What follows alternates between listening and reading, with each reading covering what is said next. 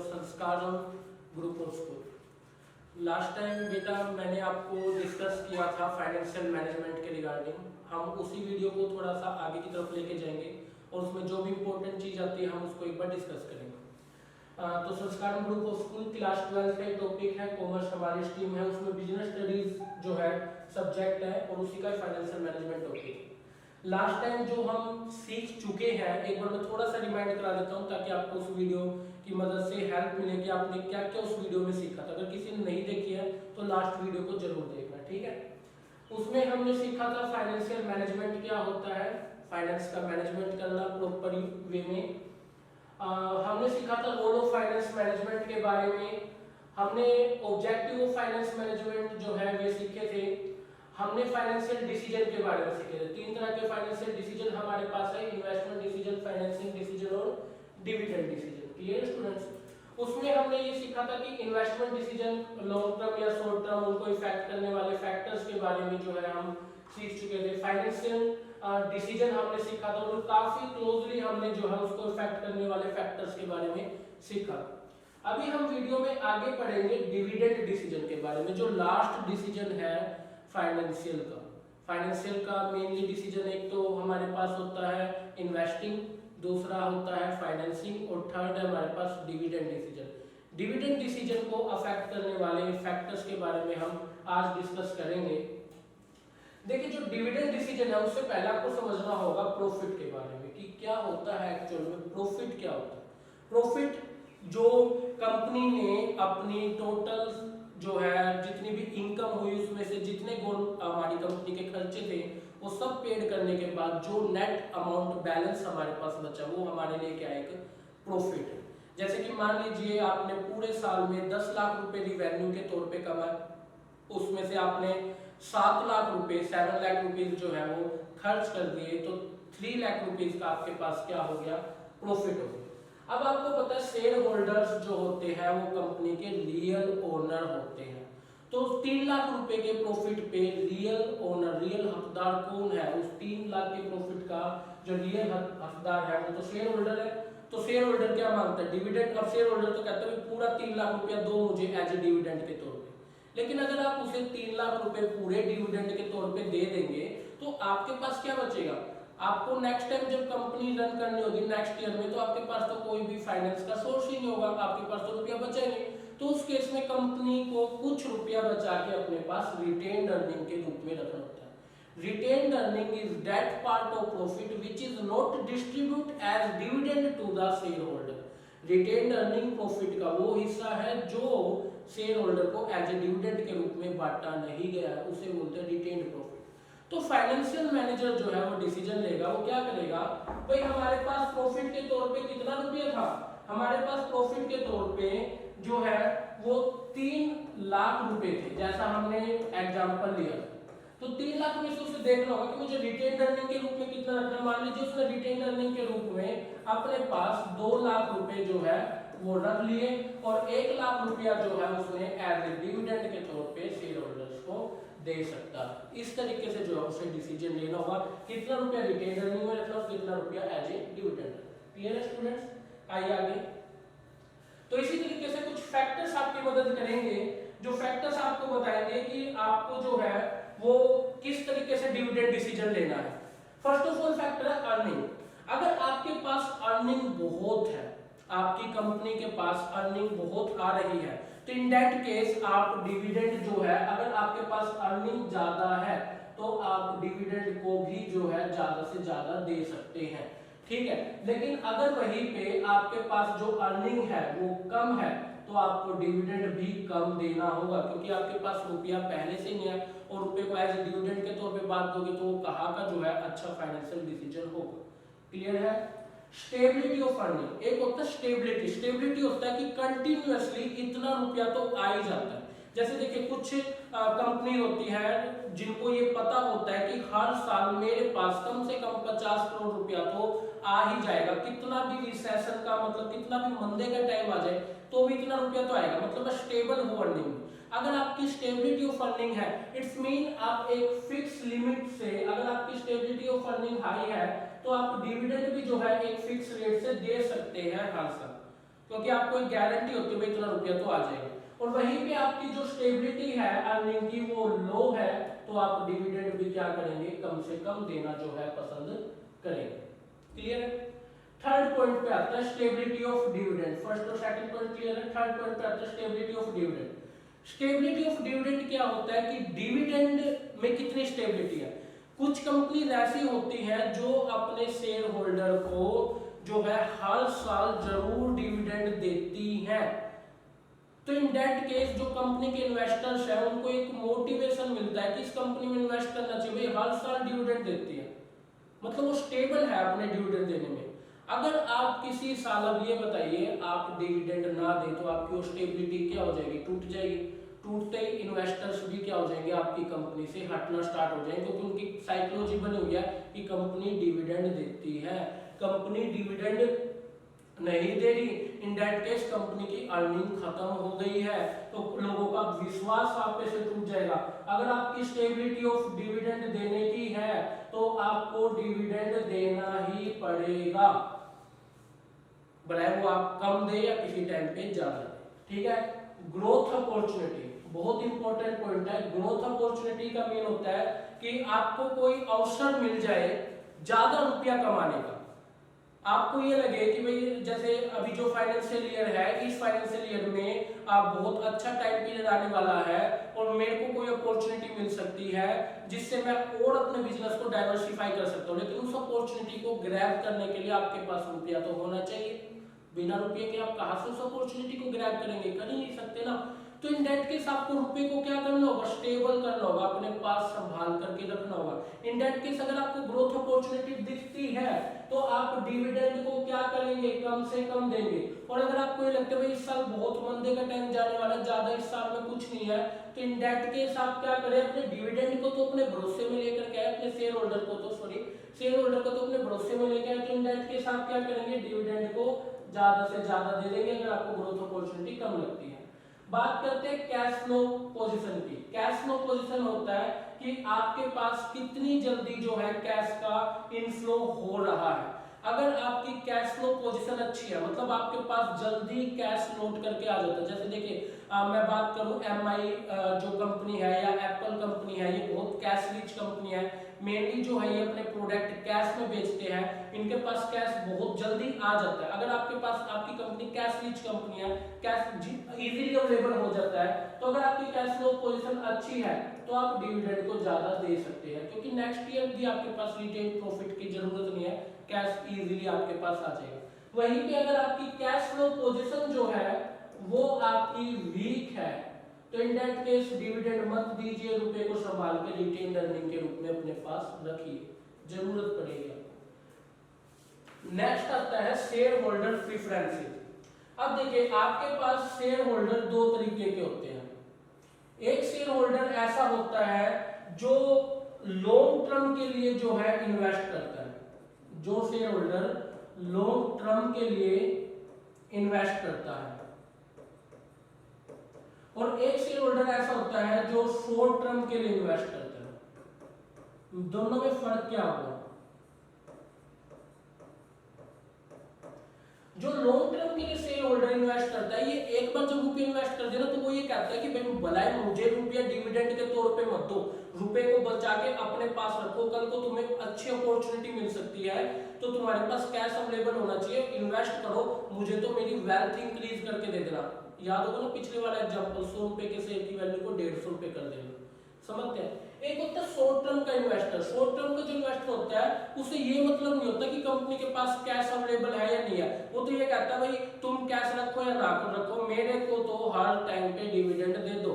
मैं तो क्या चाहता हूँ, डिविडेंड चाहता हूँ, मैं ये नहीं चाहता तुम्हारी कंपनी बनाए अच्छी अपॉर्चुनिटी ग्रैब करे, कुछ करे। मैं तो क्या है कि भाई डिविडेंड मिलता रहेगा और मैं तो क्या करूँगा, कुछ टाइम में आपके शेयर बेच करके दूसरी कंपनी में इन्वेस्ट कर दूँ। वो शॉर्ट टर्म का इन्वेस्टर।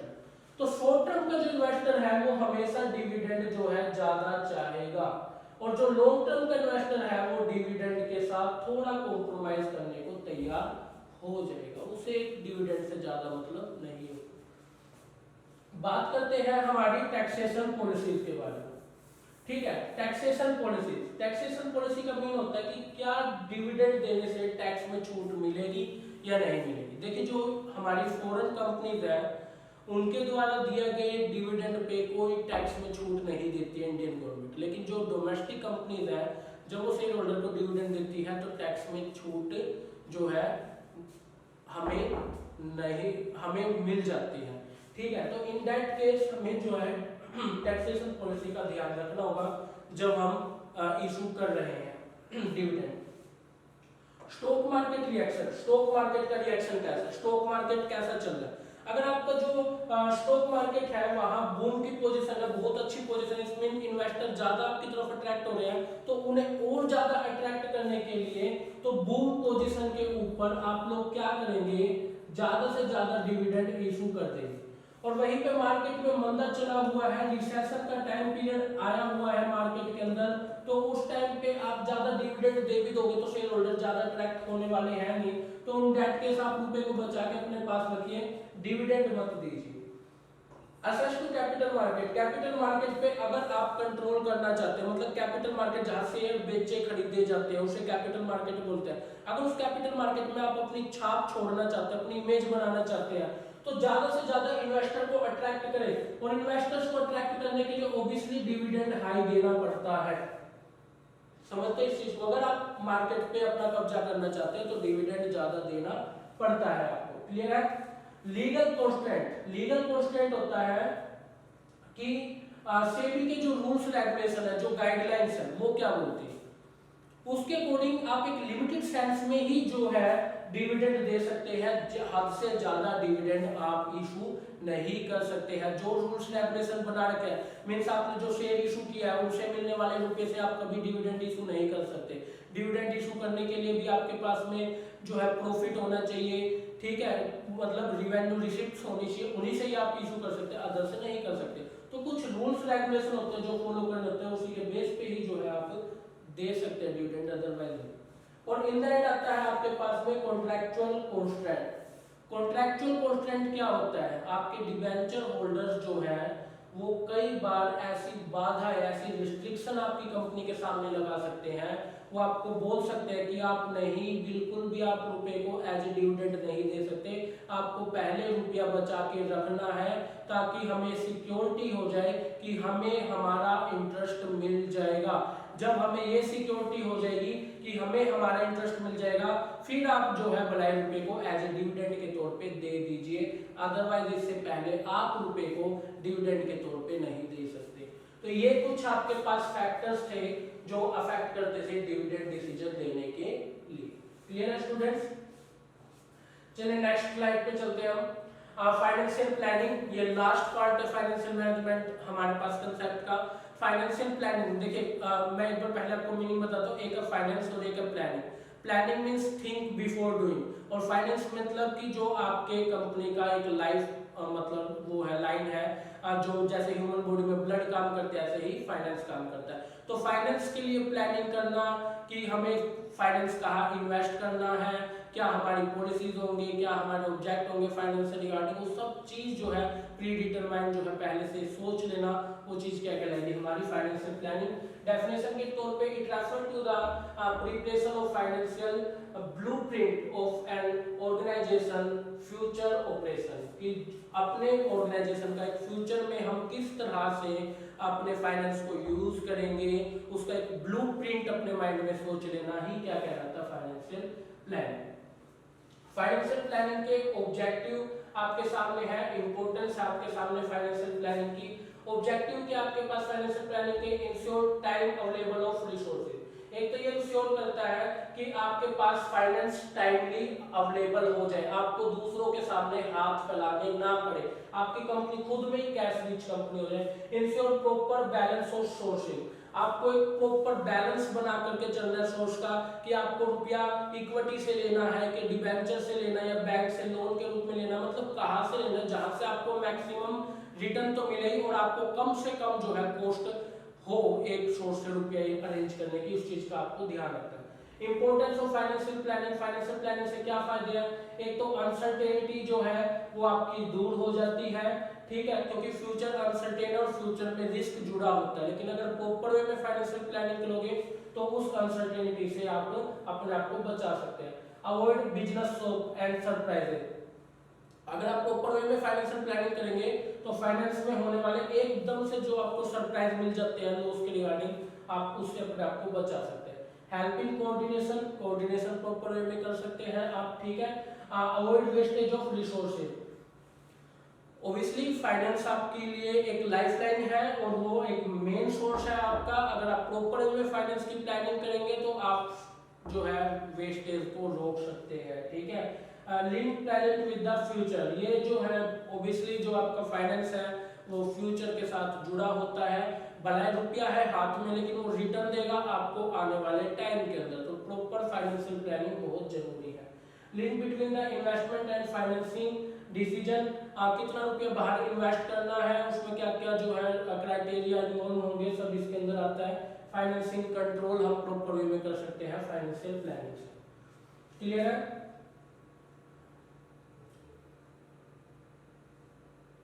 क्लियर है स्टूडेंट्स?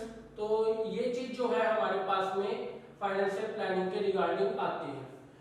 तो देखिए एक फाइनेंशियल प्लानिंग की प्रोसीजर भी होती है, हमें उस प्रोसेस को भी ध्यान में रखना होता है। फर्स्ट ऑफ ऑल हमें जब भी हम फाइनेंशियल प्लानिंग कर रहे होंगे तो फाइनेंशियल प्लानिंग के टाइम पे हमें कुछ जो प्रोसेस है उसके लिए ध्यान में रखना होगा। तो उस प्रोसेस में हमारे पास कौन कौन से स्टेप होते हैं उसका हमें ध्यान रखना होगा।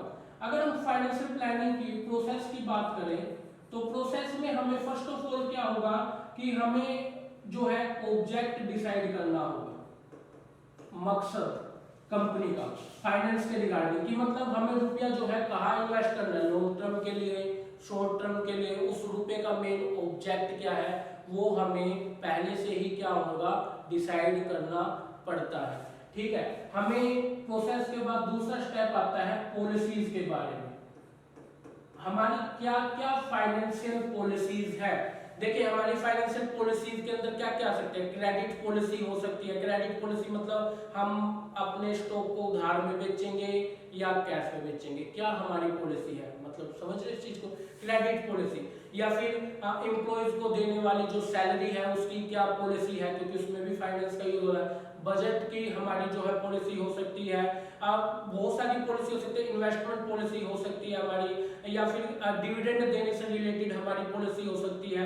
मींस जहां पे भी आप कैश को यूज करेंगे उससे रिगार्डिंग जो है वो पॉलिसी जो है बनानी होती है, उसी के अकॉर्डिंग हम काम करते हैं। और लास्ट स्टेप जो है हमारा प्रोसीजर। प्रोसीजर क्या होता है? प्रोसीजर हमें बताता है स्टेप्स के बारे में कि हमें क्या काम किस तरीके से करना है। जैसे देखिए हमारी कंपनी की पॉलिसी है कि हम उधार में माल बेचते हैं, लेकिन उस उधार को रिकवर करने का एक प्रोसीजर होता है कि मान लीजिए आपने किसी को उधार में अगर सेल कर दी है और वो व्यक्ति अगर आपका रुपया नहीं दे रहा, तो फर्स्ट ऑफ ऑल आप क्या करेंगे, उस व्यक्ति को एक नोटिस सेंड करेंगे कि आप उसका रुपया पेड कर दीजिए। फिर भी नहीं मानता है तो उसके पास एक लीगल नोटिस सेंड किया जाएगा। फिर भी नहीं मानता है उसके पास हम थर्ड स्टेप होगा, एक किसी पर्सन को कंपनी का भेजेंगे कि आप जो है हमारे रुपए को पेड कर दीजिए।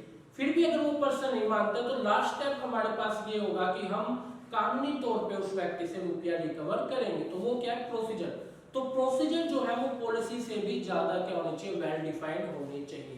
तो आपको शायद समझ आया होगा कि फाइनेंशियल प्लानिंग का जो प्रोसेस होता है, first of all object set किए जाते हैं कि क्या मकसद है, देन पॉलिसीज, अलग अलग पॉलिसीज जहां पे हम कैश को यूटिलाइज करेंगे, और इन द एंड हमारे पास जो है प्रोसीजर के बारे में। ठीक है स्टूडेंट, तो ये आज के लिए हमारे पास में टॉपिक था फाइनेंशियल प्लानिंग, फाइनेंशियल मैनेजमेंट का। वीडियो अगर आपको अच्छी लगे तो जो है जरूर ज्यादा से ज्यादा लाइक और सब्सक्राइब करें।